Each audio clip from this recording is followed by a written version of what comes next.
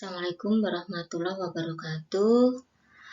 Pada pertemuan kali ini, Ibu akan menjelaskan contoh untuk menghitung perubahan entalpi menggunakan hukum Hess. Ingat bahwa hukum Hess itu dilihat dari keadaan awal dan keadaan akhir, jadi tidak tergantung pada bagaimana jalannya reaksi tersebut. Jadi untuk mencarinya, delta H sama dengan jumlah kalor masing-masing tahap reaksinya.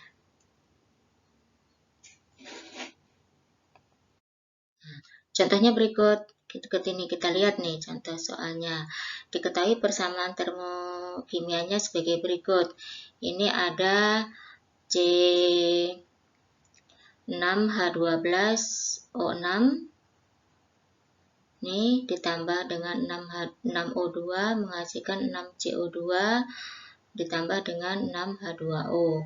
Ini persamaan yang pertama. Persamaan yang kedua, C2H5OH ditambah dengan 3O2 menghasilkan CO2 dengan H2O. Ini nilai delta H-nya masing-masing.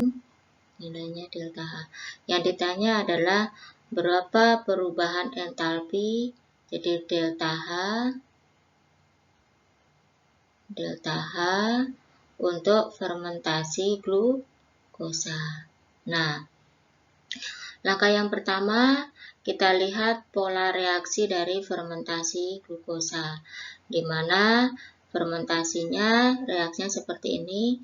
C6H12O6 menghasilkan C2H5OH dengan CO2. Nih, ini namanya glukosa. Ya, ini namanya alkohol.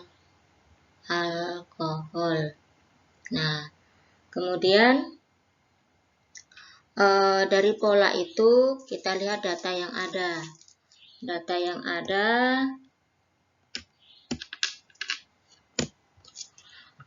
Kita lihat data yang ada, persamaan yang ada.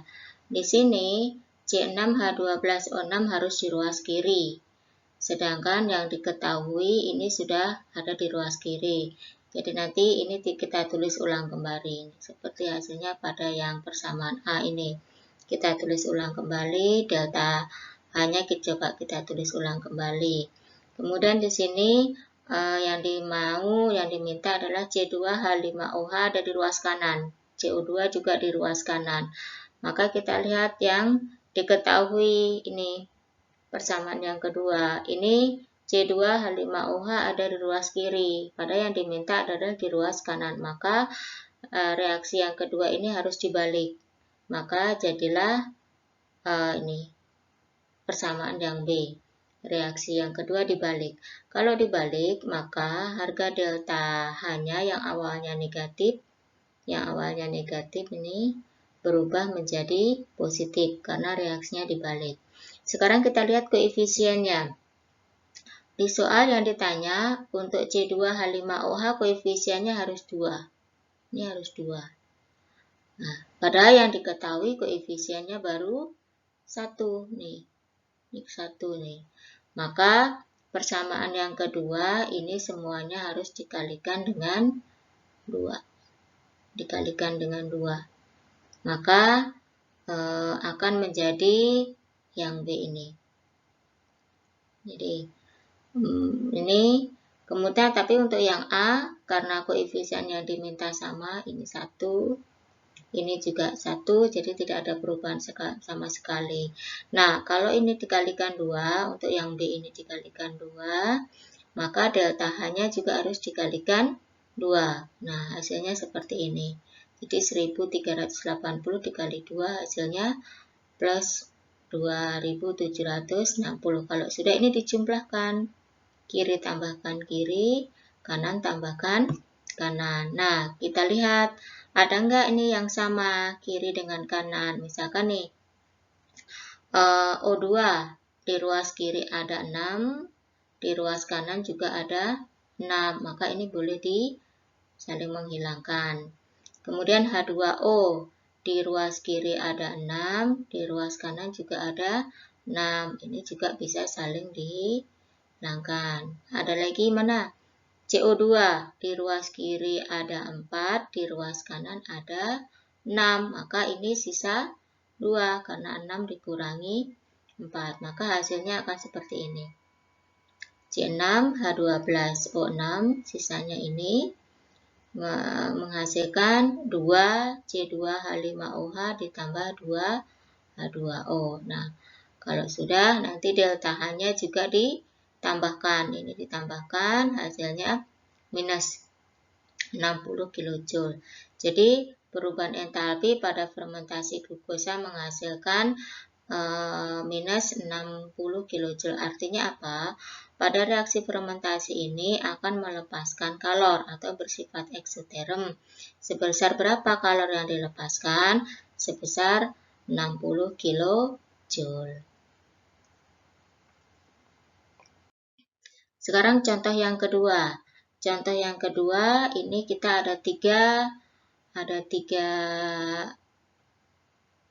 reaksi I1, I2 dengan I3. Yang ditanya masing-masing mempunyai harga delta A-nya, delta H-nya.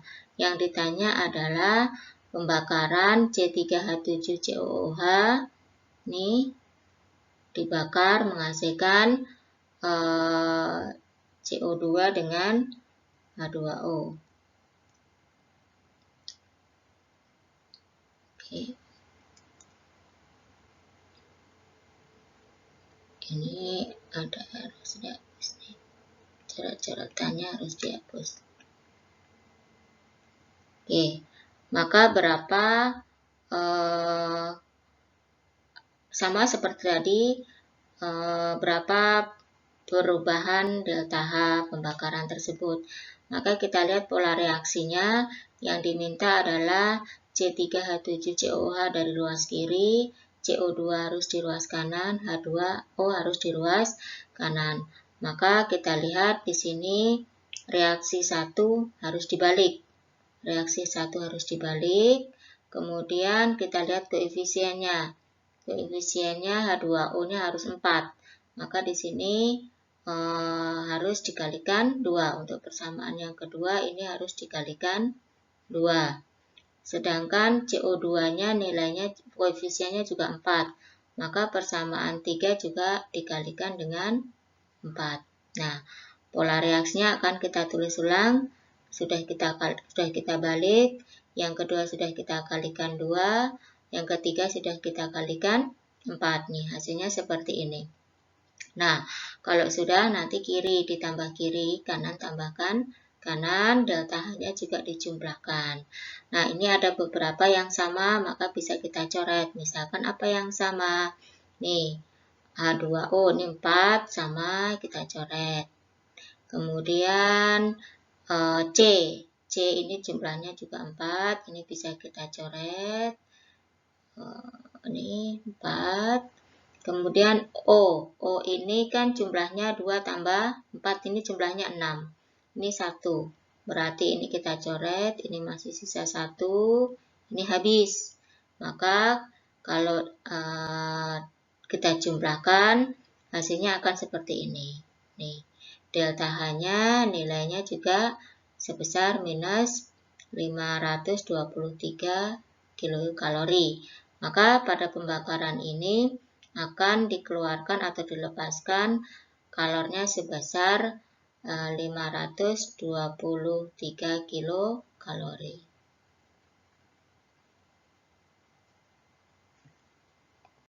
Nih, contoh yang ketiga. Contoh yang ketiga itu menggunakan diagram. Nih, diketahui diagram tingkat energi pembentukan senyawa timbal oksida atau PbO2 sebagai berikut. Nah, di sini delta H1 itu satu tahap. Ini ada 2 tahap. Untuk yang kedua ini ada 2 tahap nih. Jadi, delta H1 menurut hukum Hess itu adalah penjumlahan dari delta H2 dengan delta H3. Maka kita langsung bisa hitung delta H2 nilainya min 276,6 kJ, delta H3 minus 58,6 kJ. Nih, kita jumlahkan akan menghasilkan minus delta H1-nya menghasilkan minus 335,2 kilojoule nih. Jadi jawabannya seperti ini. Nah, demikian 3 contoh soal yang Ibu bisa jelaskan untuk menggunakan hukum Hess untuk menghitung perubahan entalpi menggunakan hukum Hess. Nah, demikian penjelasan dari Ibu. Ibu akhiri. Wassalamualaikum warahmatullahi wabarakatuh.